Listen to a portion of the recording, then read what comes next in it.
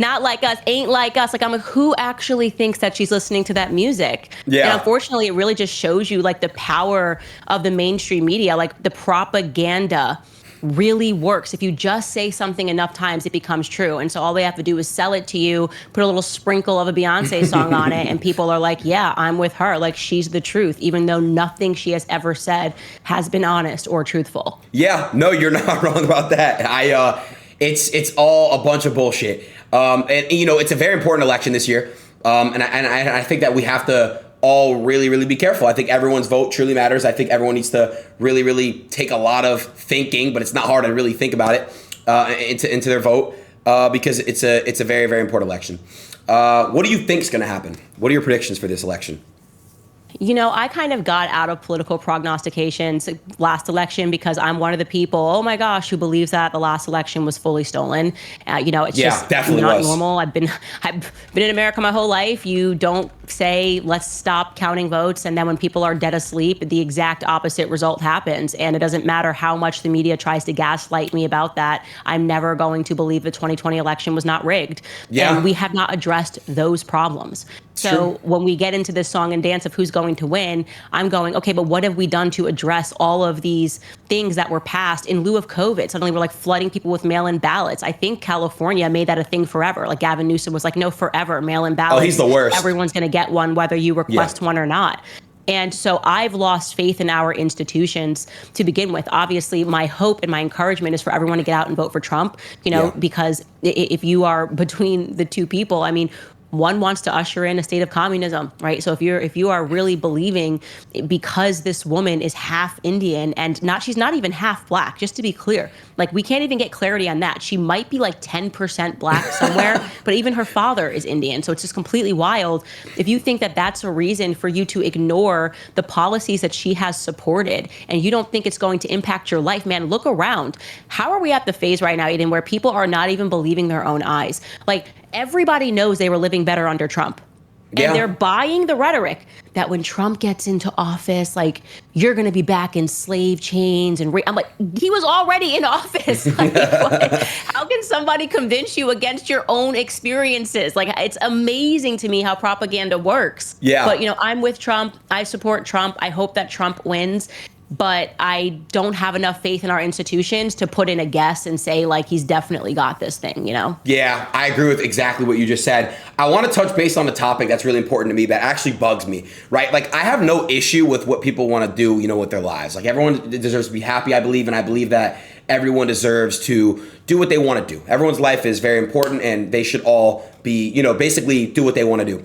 I just don't like certain agendas being pushed on the youth, and I don't like certain agendas being pushed on certain groups of people. And I want to know your thoughts on that. Like, do you see anything like nowadays in the world where it's being pushed on children, the youth, etc.? Any specific? Yeah, so I have this motto, and I'm going to start selling T-shirts that just say "Bring back cigarettes." And people go, "What are you talking about? Cigarettes were so bad they gave you cancer." Well, let me explain it. So when I was growing up, there was this huge campaign, a very successful campaign, to get Americans to stop smoking cigarettes because it is natural for children to want to rebel, right? That stage of adolescence is never going to go away. And it used to be when we were like a normal country, when kids were rebelling, they were like, I'm going to go smoke a cigarette and skip school. Nowadays, it's like, hey, I'm going to go on puberty blockers. Like, now we've put in like Operation LGBTQ community, and the kids are doing things that are fundamentally changing their entire lives, like changing their entire prospect for life. It's like they're experimenting with their bodies, and that is such a shame to me, you know? And so when I see this, you know, Operation LGBTQ community, and you see that they've now implemented this into the school system, into the public school agenda, trying to make children, confuse children when they're young, it absolutely infuriates me as a parent and just as a moral citizen. Like, you don't even have to be a parent to understand how wrong this is and how demented it is to utilize adolescence as a time to manipulate children into making lifelong decisions. And I want to be clear, it's not just morally wrong, it's an evil. It's an evil, and there's a reason for that. People have to be willing to have these conversations. Why do they want everybody to be homosexual? Like, what is so wrong about being a straight male in today's society? Well, the truth is that you're starting to see that the government just wants to have domain over your entire life, What's everything. up? I mean, down from what you're eating, they're poisoning us. They're trying to get us Candance. on pharmaceuticals as young as possible, Adin. you know? Let's go. And in order to really complete that takeover of your life, there can be no one to stand up to them, right? Yeah. And what is the biggest threat to a government? Strong men. Strong men. And so it infuriates me that they're trying to just like instill this homosexual agenda on children without them understanding that it's a part of a larger evil agenda. I want to ask you a question, as a mom, and you, like you just said, like it makes you upset. Obviously, of course, I think any more person, like you said as well, it makes me upset, and I'm not even a parent. If I don't know what you're planning on doing with your kids, but you obviously want to make sure they're getting a good education. Do you plan on putting them in a public school that I don't know, what state do you live in? That's a great question. I live in Tennessee, and my plans are to homeschool. I just had this conversation with my husband this week, so it's so funny you're saying that, because we met a family that homeschooled their children, and they were an absolute delight. I mean, just well-rounded children who are extremely athletic, in the top 1% in the nation for mathematics. And you realize that, wow, when you take this stuff at home, the public school system is an abject failure. Yeah. And so I know that it's a luxury to say that you can homeschool your kids. For some people, it's a huge luxury, because unfortunately you have both parents working. Thank you, feminism. Yay. Candance Women love Owens. working just like men. Thanks, feminists. But my plan and my goal and my hope is to homeschool my children, because I just can't put them in this situation that I see happening. I do have a question, because if I ever have kids, I plan on doing the same thing, because the education system now is horrible. But the only thing that I ever thought of, and I want to know what you think of this, is like, what about their social life? What about like, how do they like how do they like learn to like develop how to communicate with people, and like networking and like things like that? Like, how are they going to learn how to like get friends, basically? Like, how does that happen? Yes, well, the early socialization happens when you that's a have great siblings. question. So I stand up to the government also by just believing that we should all be having tons of kids. And they keep telling us, just have one, don't be selfish. No, have siblings. If you grow up with siblings, you know how it works. You get beat up, you're fighting, you're socialized pretty quickly, and you have to survive, and you're not a brat.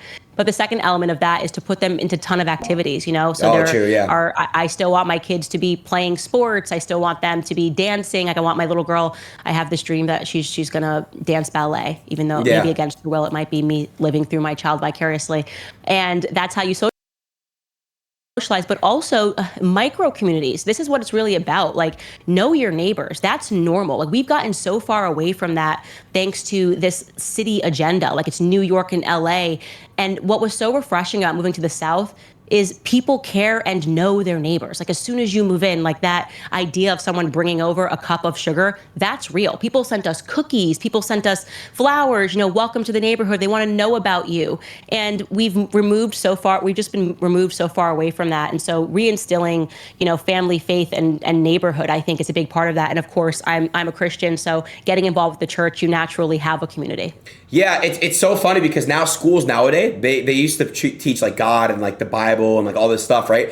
And it's like now they're teaching like completely different agendas and stuff. And it's just it's insane, like where it was years and years ago to where it is now. We're going downhill, and it's really, really sad that everybody is kind of falling for it, It's a humanist agenda. Yeah. I mean, what they did was they removed God because the government actually wants to be God in your life. And you saw the greatest example of that during COVID. Like, people were turning on their TV screens and like worshiping whatever Dr. Fauci said. It was scary. I mean, they had signs in their yards like, thank you, Dr. Fauci, like he was God. And if Dr. Fauci came down and said, like, don't see your grandma, let her die alone, people did it. They did it. Crazy. That's crazy. Commandment that they must follow. And you have to reflect on that and realize how much of a humanist agenda that really was. Like, place your faith in man, place your faith in the experts. It is such a perversion of the word of God. And it was done intentionally and very slowly, I believe, by the communists that came into this country. And I believe that they were the ones that instilled the public education system. Push for that. Makes sense. So, Candance, where is the best place to live? Like, where is the best place to grow up? What's the best, highest quality of life you can get as of right now in the world, would you say? The South. I mean, I'm in Tennessee. I absolutely love this state. It's the best place I've ever lived. We were between here and Texas. I do love my Texans. There will always be like a brotherhood between the Texans and the Tennesseans. I mean, they call us the volunteer state because we volunteered to help Texas. Gotcha. But everything that you're told by the media about the South being During that backwards border- and racist during the and ongoing border crisis going slow on. is a complete lie because they don't want you realizing that the people down here are getting something right. They value their family. They value their friendships, they value their neighbors, and they do not want the government in their business. And so if that's backwards, I don't want to be forward. Gotcha. Candace, what is your background? Where did you grow up? What's your ethnicity? I'm just curious because, like you said, like a lot of people like are under the impression, the South is all full of racist people and all this stuff. So tell me about your background.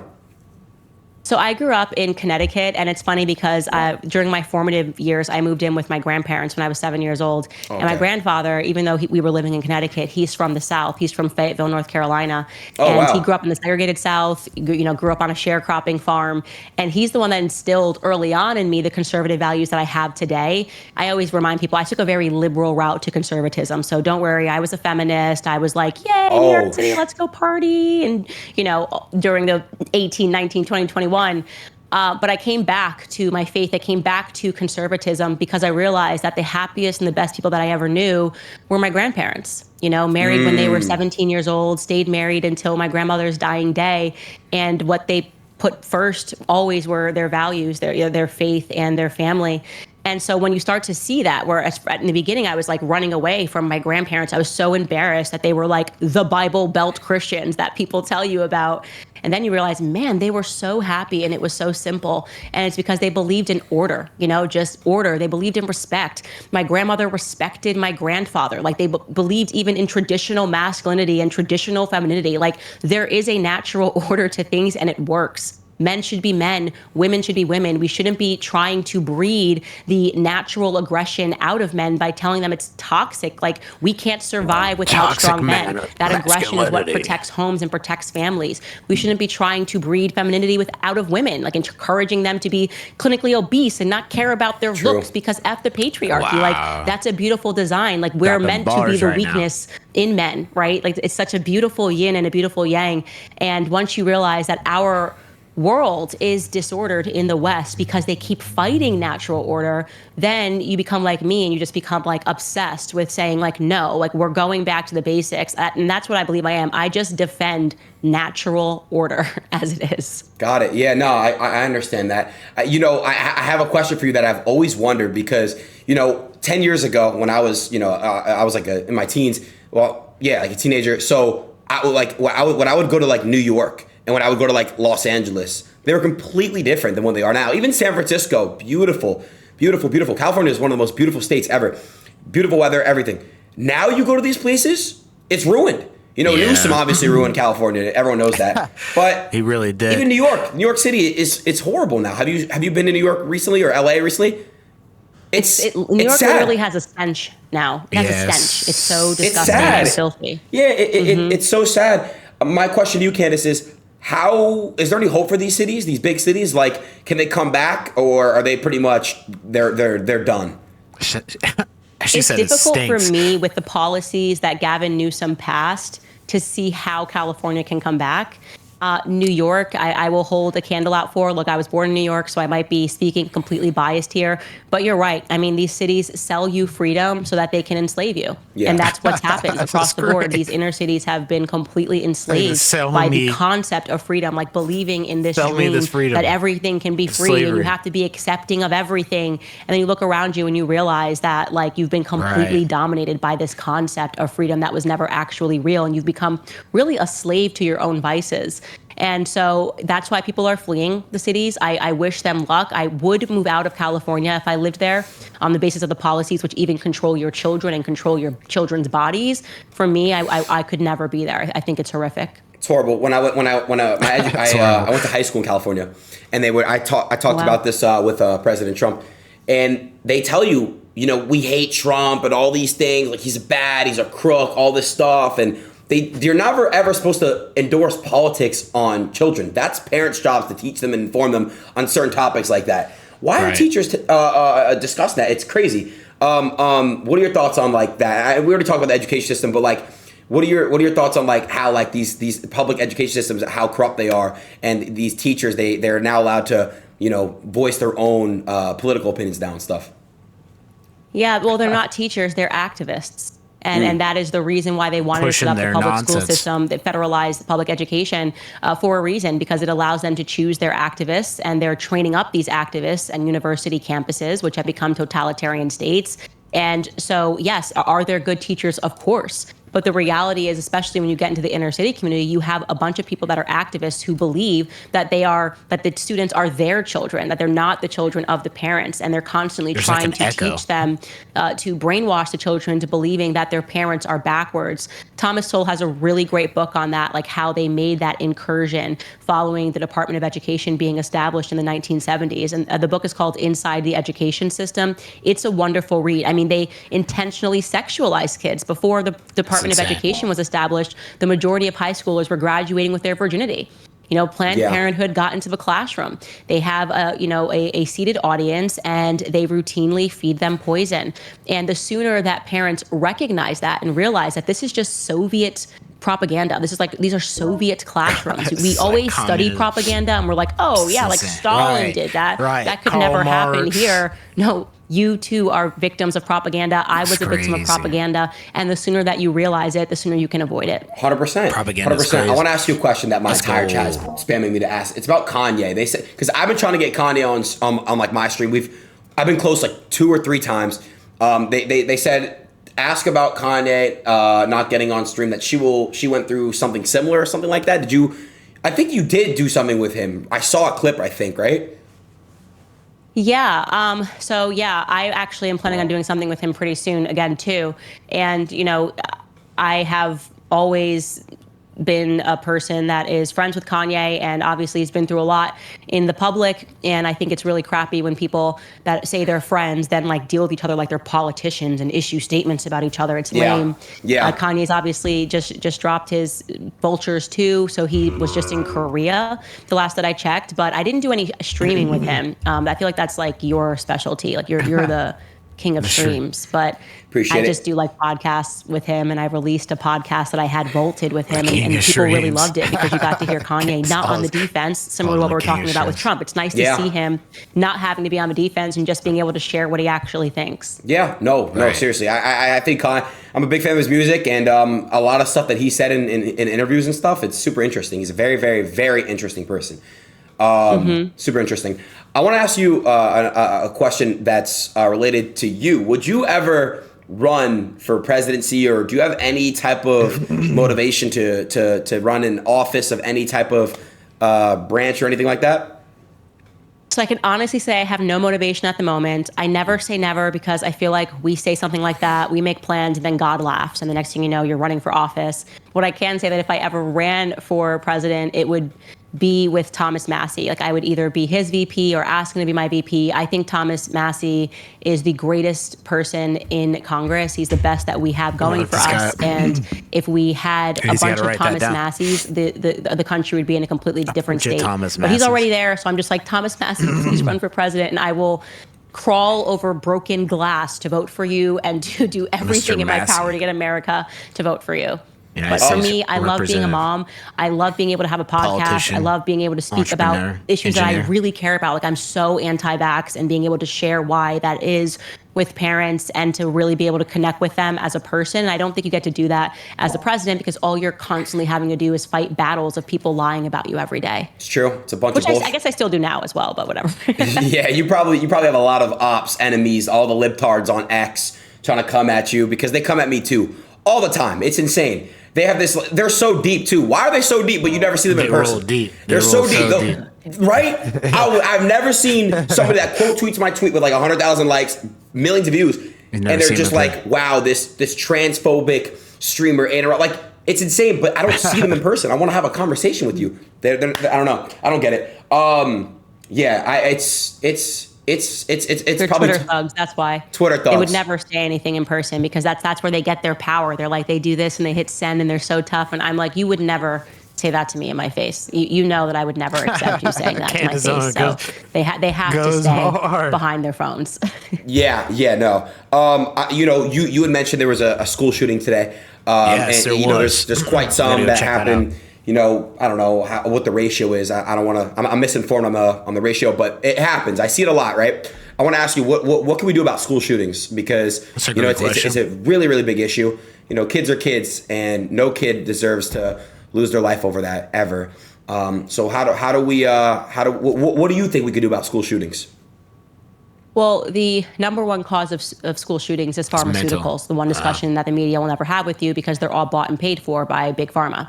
And so they point the finger, they blame a ton of things. They will blame everything from video gaming to rap music to Donald Trump every single time to Republicans to the NRA. And they never tell us what drugs the kids are on. And they're all on drugs. You can see it in their eyes. You know what pharmaceuticals do to someone. You know what a pharmaceutical cocktail does to somebody.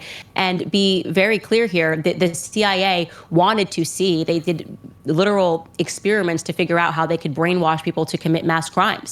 I talk about the books that I encourage people to read online to learn about MK Ultra, to learn about all the mind control programs, COINTELPRO, and the things that our CIA has been up to. They know that there is a cocktail of medicine that can make people crazy and schizophrenic.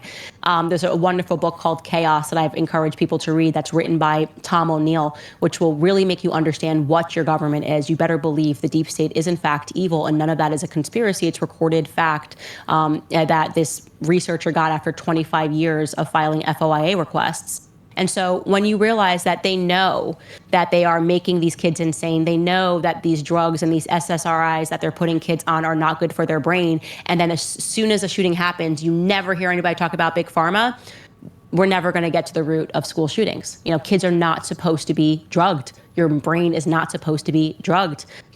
Clearly what's going on with Britney Spears, everyone's trying to jump conspiracy theories. That's your brain when you are being, Big Pharma has put a cocktail of drugs to experiment with your brain over a long period of time. That is the result. And so we don't have honest conversations about school shooting because nobody, I guess, has the courage to stand up to Big Pharma when they're the biggest lobbying group in DC. Big Pharma. Pharmacies are all a trap, right? Pharmacies are so fucked up. People really. It's crazy. It's so easy. It's so easy to just prescribe someone on a bunch of medication that's poison to us. It's like they don't even care. They'll write a prescription so easily for anything. You go to a doctor, I have anxiety, or I have back pain, or something like that. You're gonna get prescribed like an opioid or something. It's so nuts without even like trying something else to try to resolve it. It's just so easy to prescribe an opioid. And I suffered like a very, very bad opioid addiction that I'm open about. And it's like I understand it. Like I understand how it's a trap, and it's like it's a whole mess. All that whole pharmaceutical. Well, good for you for getting for combating opioid addiction, because it's incredibly hard. That is not an easy thing. Like you are blessed. That you are in the minority of people that are able to beat their opioid addictions. And to think that the people who didn't beat it, the people that have died, people that have turned to the streets because they can't get another prescription after Big Pharma literally made them addicts. Yeah. And let a drug dealer get caught selling something, they go to prison. Yep. What happens to Big Pharma? Oh, they get a fine. Nothing. I'm sorry that we turned the whole nation into a bunch of opioid addicts. We're willing to cut the check for $1 billion. They already knew it was addicting. Yep. They already set aside money that they knew they were going to have to eventually pay.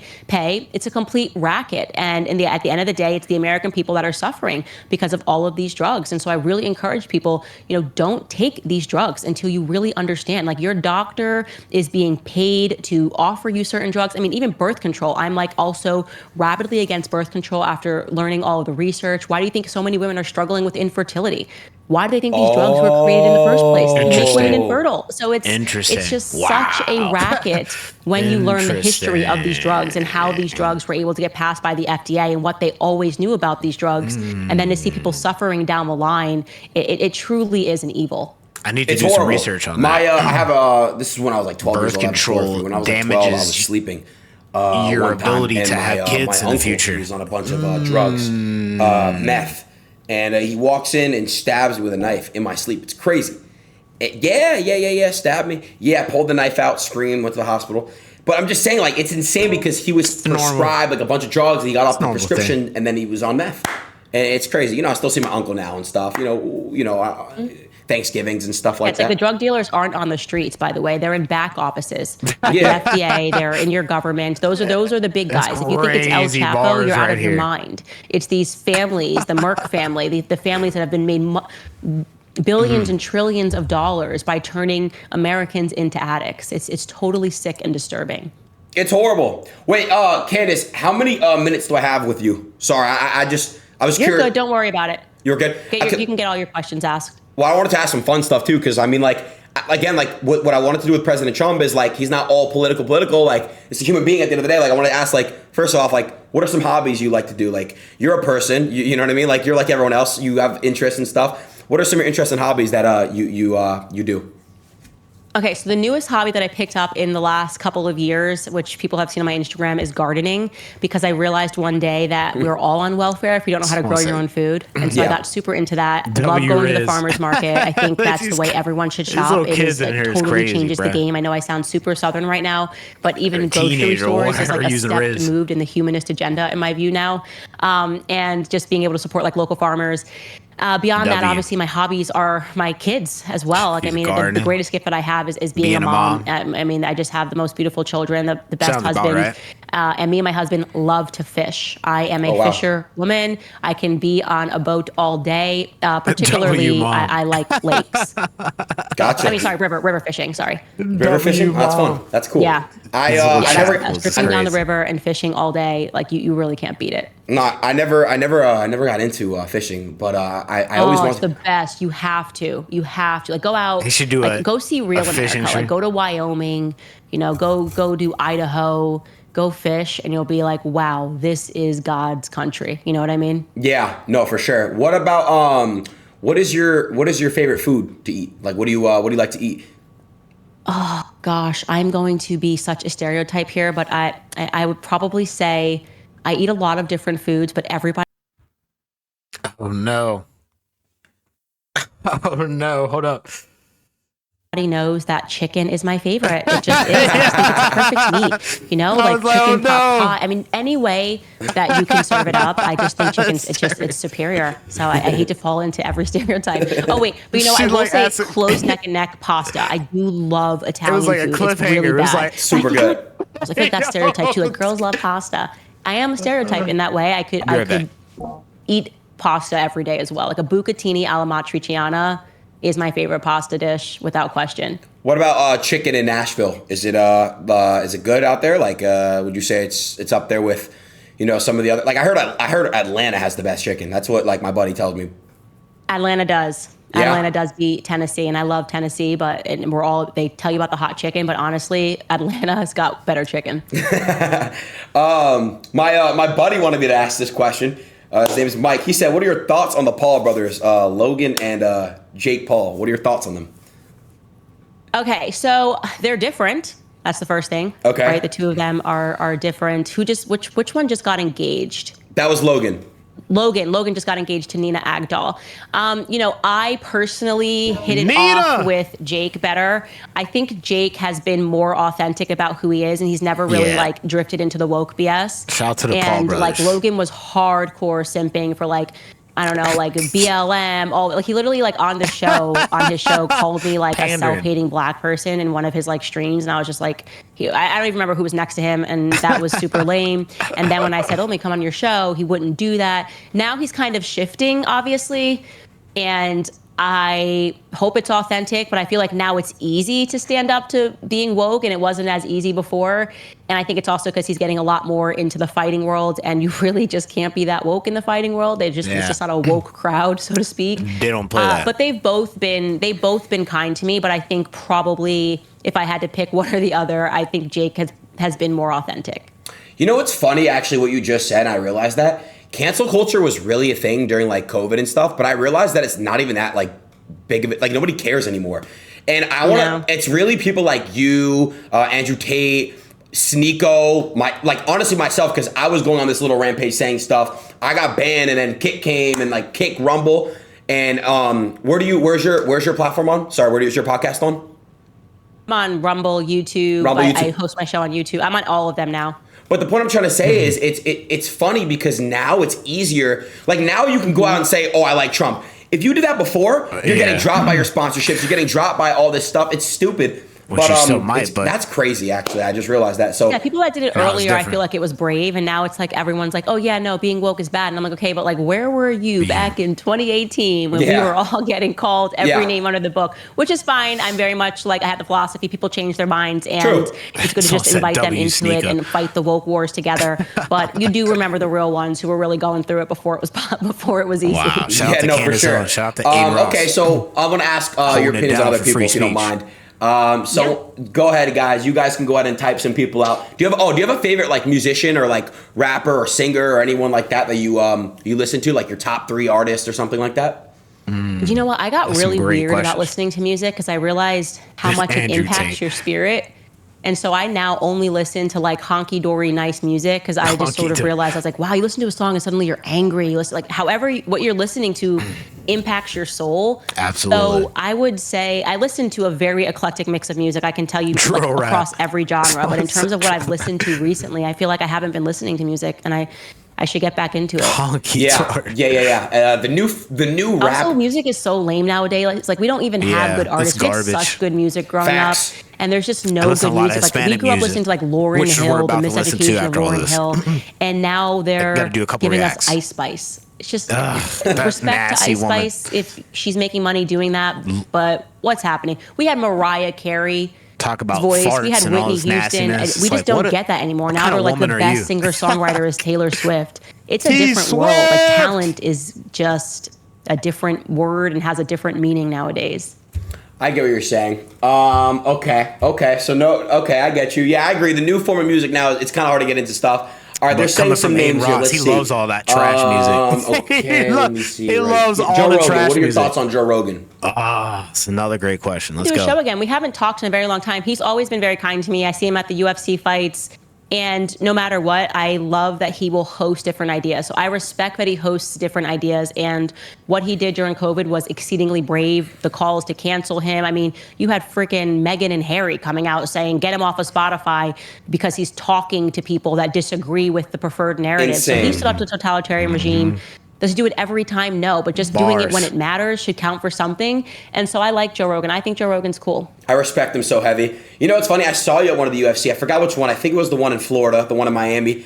I just didn't want to like. That was a good one. It was a good one. I just didn't want to like be like Candance. Like, I didn't want to like. Obviously, like, I wanted us to meet like this, kind of like before I would come up to you. Oh, and you stuff. should have totally come up. It's always so fun to meet people at the UFC fight. There's the energy. You can't explain it to people until you're octagon side. You know? Exactly. No, I love the UFC. It's great. And the energy in that arena is crazy. They're asking thoughts on Alex Jones. Let's go, Alex Jones. Listen, Alex Jones has always been nice to me. First and foremost, we are not going to pretend like Alex Jones is not objectively hilarious and entertaining. It's so funny. I've always described Alex Jones as like the WWE of politics. He says things and they sound crazy, but what he's saying is actually true. It's just the way he expresses it. Like he's like, Hillary Clinton is literally crawling from under her rock right now. Like it's like she's not literally crawling from under a rock, but this is exceedingly entertaining. And he's been right about so many things that people were calling him crazy about. And it's nice to see him being introduced back into the mainstream. I was really excited that Tucker Carlson had him on, and I have always said my biggest regret in politics, and I ended up having him on my show back when I was had my old podcast.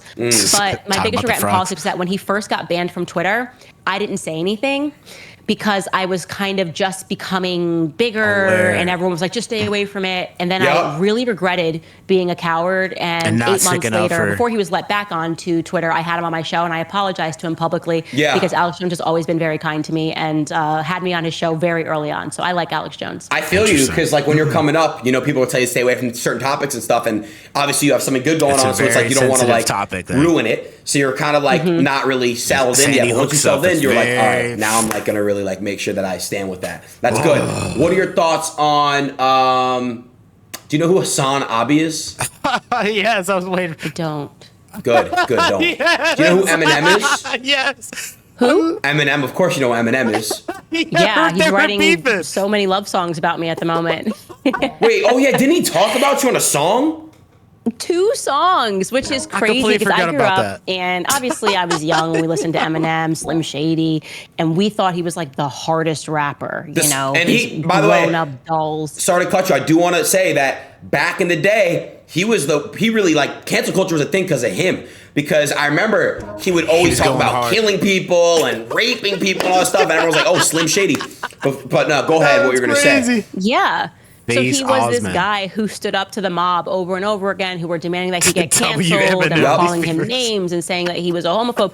And then he just became the stereotype of all of that and called every single person that supported Trump a album promo. racist. And now he's making hard music saying that Candace hates her own race. It is woke shady is just really sad. It's like, oh man, you should have just retired. You don't want to go out like this. You meant so much to so many people because it felt like you were bucking the trend and then you Right. became the trend. Right. So Grandpa Shady isn't my thing, but at least I enjoyed his stuff when I was younger, and I'm going to try to just leave him in the early 2000s in my mind. I know I got to get over that too because he was my first like rapper, like him and 50 Cent. So it's like it was hard for me to see that too. He was it's pretty like, cool damn, back like, in the day. He He's used to be him. kinda Like lame. he would not give a fuck. Like if someone tried to be like, you can't do this, you can't do that. He said, He was fuck doing you. it, Like right. it would just basically say any slur came to his mind that whatever he De felt, Niro. he really like stood on top of his business. Right, he stood on business. Now What are your business is thoughts? standing They on said, top of what are your him. thoughts on? Sorry, I don't know if this is sensitive because a lot of people are saying it. They're saying Nick Fuentes.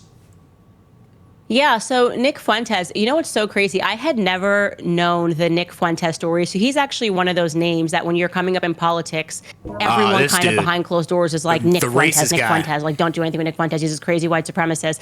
And I didn't know anything about him. And I'm one of those people that until I actually interact with someone, I just will not adopt someone else's opinion because I think it's lame to do that.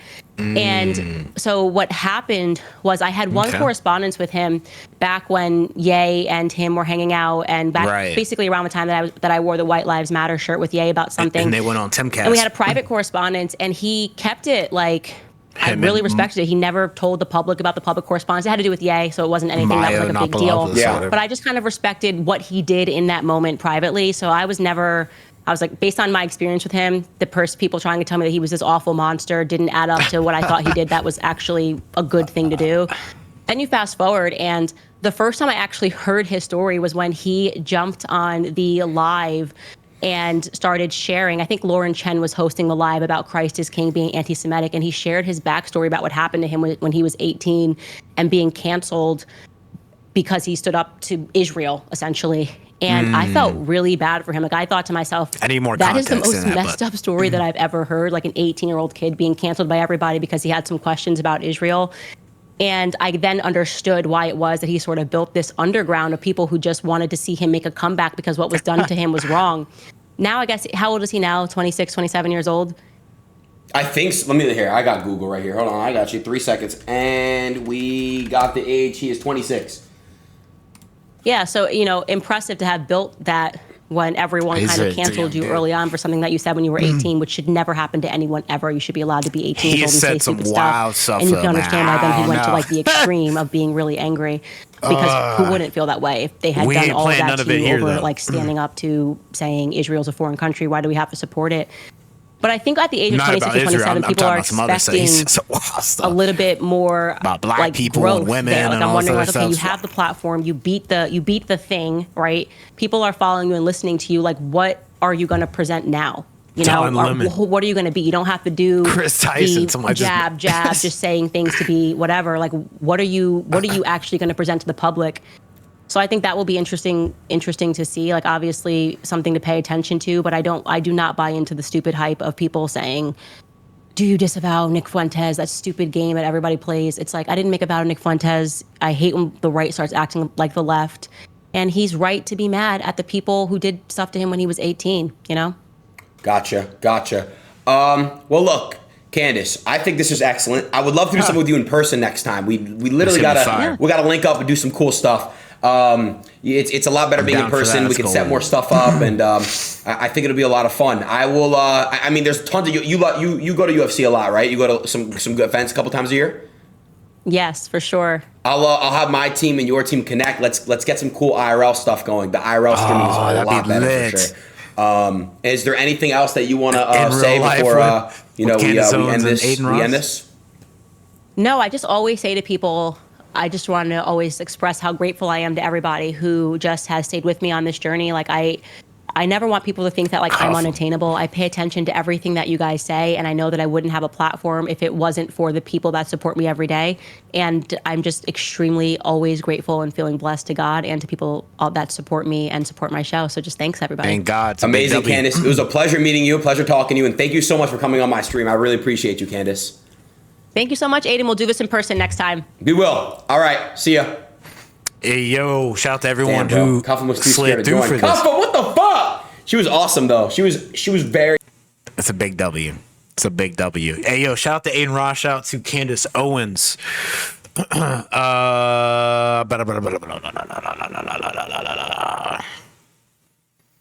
I'm going to go leave the link for this in the description below. We tapped in a little bit, 40 minutes ago or something like that. I think the whole interview was like an hour. I don't want to take away from that, take away from Adin, because if you try to copyright me, but all in all, I thought that was a great interview. She's just a normal person. You gotta ask these people normal questions. I mean, they're not all just robots and political. This side. It's like, yo, man, just put all that to the side and just ask these people some normal questions. Like, that's a W. I'm here for that. I'm definitely here for that.